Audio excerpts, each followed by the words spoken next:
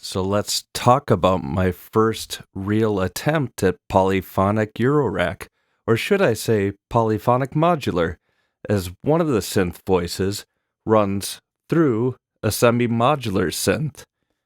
Now this patch is 4-voice polyphonic with one oscillator per voice plus a sub-oscillator that's only tied to one of those voices, which we'll talk about in a bit.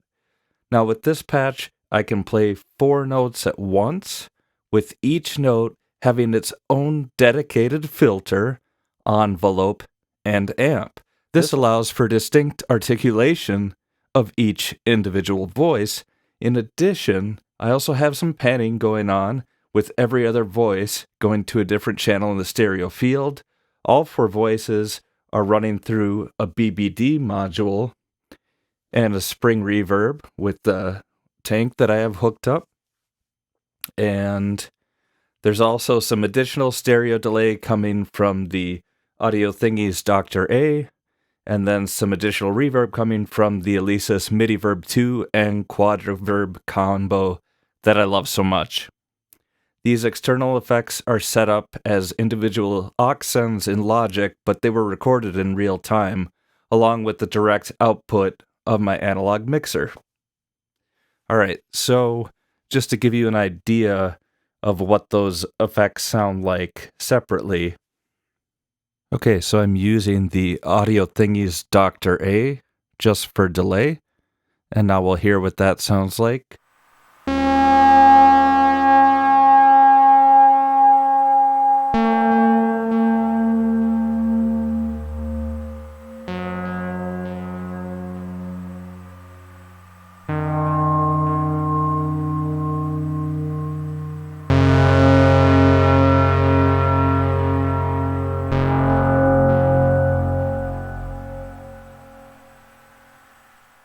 And now let's listen to the reverb combo.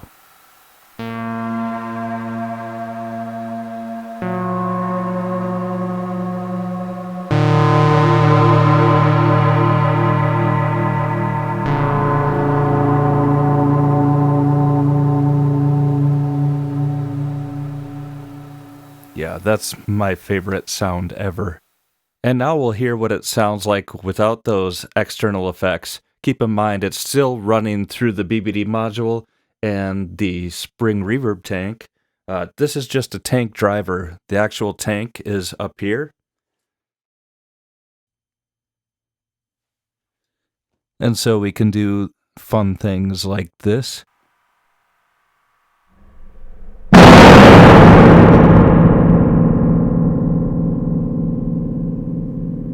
Yeah, it's a real reverb tank.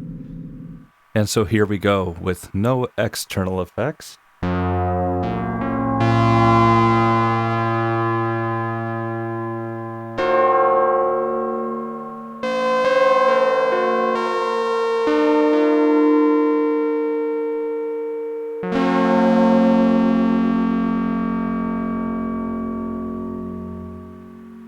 Really nice gritty sound coming from that BBD and spring reverb. Okay, so let's go over the patch in detail. Starting at the top left, we've got our VCOs, which make up the core tone of our voices. These 2 HP VCOs are SEM 3340 based, and that's the old classic. They go back many, many decades, so they should sit very well with the Roland 512 VCOs, which are based off the System 100, if I'm not mistaken. So they should go really well together in terms of just pure raw tone. We're just keeping it simple and using the sawtooth out of each of these oscillators. And in addition, we've got the square wave out running down into a subharmonics generator, and then mixing that signal back with the sawtooth out of each of these when we come into the filters. Here is a sawtooth out, and then that subharmonics output And then the same thing over here. And here we've only got one input on this filter. So we got to mix it down here in one of our utilities. So that's what's going on there. And then we've got the same thing for the fourth filter, which is down there on the MS-20 Mini. And we'll talk about that in a bit. Okay, so for the filters, we're using the Roland 521 dual VCF module for voices 1 and 2. And I tried to get them on the same settings, as you can see here. Hopefully you can see that. And voice 3 is running into the 505 low-pass filter. And since this is a different type of filter, it's going to sound a little bit different, but I tried to get it close. And now all my low-pass filters are used up. So I had to come up with something else for the fourth voice, and that is to use the low-pass filter from the MS-20 Mini.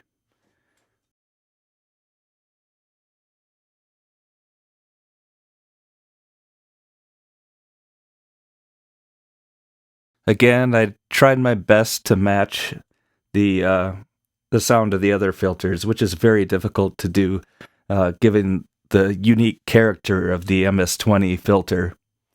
And then the next part of the chain would be the VCAs. I am using the Doepfer dual VCA modules for voices 1 through 3. And then since I have to use the MS-20 Mini anyway, and have to, regardless of how I route it, it has to go through the MS-20 Mini's VCA, I'm just using that for the fourth voice. And then lastly, we need to talk about the envelopes, because that's what gives each individual voice its own articulation. Voices 1 and 2 are using the Roland 540 dual envelope / LFO module, and one output is running to the filter and the other is running to the VCA. Voice 3 is using the Dreadbox Ataxia. Unfortunately, even though the Ataxia has 2 ADSRs, you can't trigger them separately. A signal that comes into trig 1 will fire off both envelopes. And then the same thing, if a signal comes into trig 2, it'll also fire off both. So I can only use one for this purpose. And then again, keeping it simple with voice 4, I'm simply using the MS-20's own envelope generator. Again, trying to get the settings as close as possible. So now we've covered how the voices are all put together. Finally, I've got all the outputs from the VCAs running up into the 530 VCA module, which I'm basically using as a mixer. So I've got 2 of the voices plugged into each VCA. And then I have these panned hard left and right on my analog mixer, so they spread out across the stereo field. And I wanted to do it so it goes every other. And so what we've got is voice 1, voice 2, voice 3, and voice 4. So they're going to ping pong back and forth. And I'll just demonstrate that right now. I've turned off the BBD and reverb in the mixer since it makes a lot of noise. It'll be easier to hear this way. All right.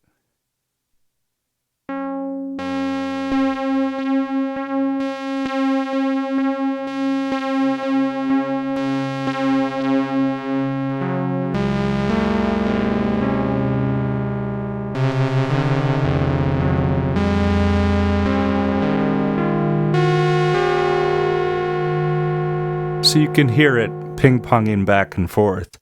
And that dissonance is coming from the fact that only one of the voices is tied to the subharmonics generator, or the sub-oscillator. Voice allocation is governed by the Poly-N Poly-2 MIDI to CV converter, and we've just got 4 gate and pitch pairs, one for each voice. When you play a note, it'll cycle from pair 1 to pair 4 in order. Here's the first pair, then it moves to the second, then the third, and the fourth. And then it'll just keep cycling in that fashion. The only other thing I've got going on here is an additional CV out here, and I've got MIDI CC1 routed to this. CC1 is just the Modwheel. So if I use, you can see in the little performance, if you can call it that, I push a little button on my CME X key keyboard. That's the equivalent of using the Modwheel. And how I've set it up is this runs to an attenuator, and I've got it dialed down all the way, so it's inverting the signal. And then the output goes into this crazy passive mult, and then it's running to the amp level inputs on the 530 VCA, which is, like I said, I'm using that as a mixer, so we can get nice tremolo effects, like this.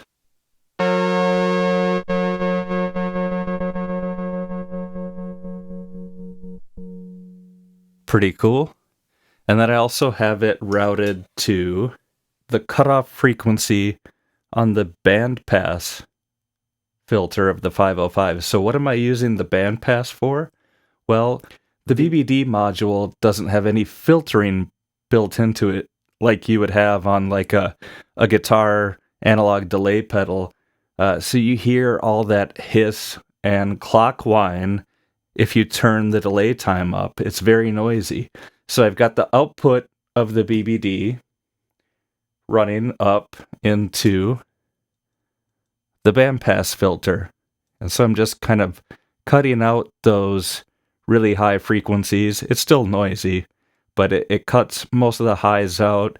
And then this is just a gnarly filter. So I added a touch of resonance, and it sounds wicked. Let's just listen to that by itself. So this is just the BBD and the 505 filter.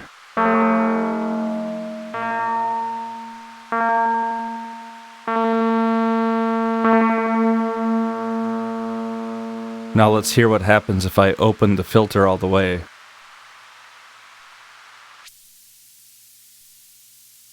You hear all that hiss.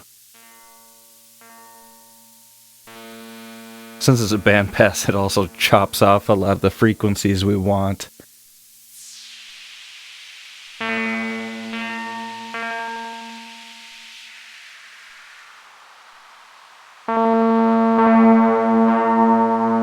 So I kind of like it right around there. If I don't run it through the bandpass, it'll be rather unpleasant. So I'm just going to leave it like that for now. Then if we add the spring reverb back in,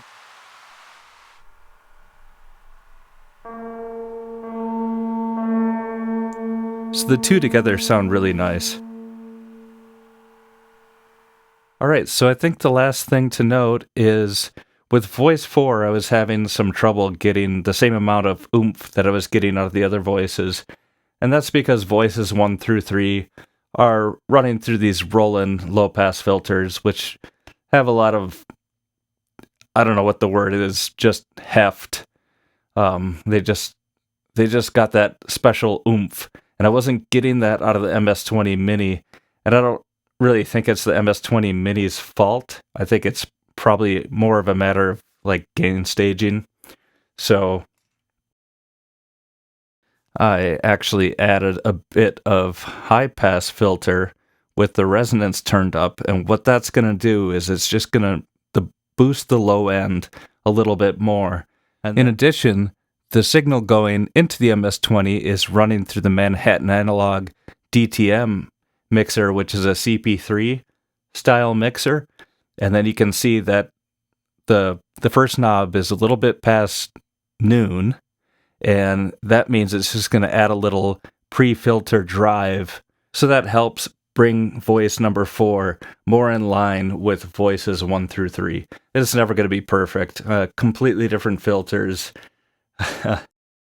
but you know, it's kind of cool to have that variation as well. I mean, otherwise, what's the point of doing Polyphonic Eurorack, right? I mean, there's plenty of options for 4-voice polyphony that are much cheaper and that sound very tight and very uniform.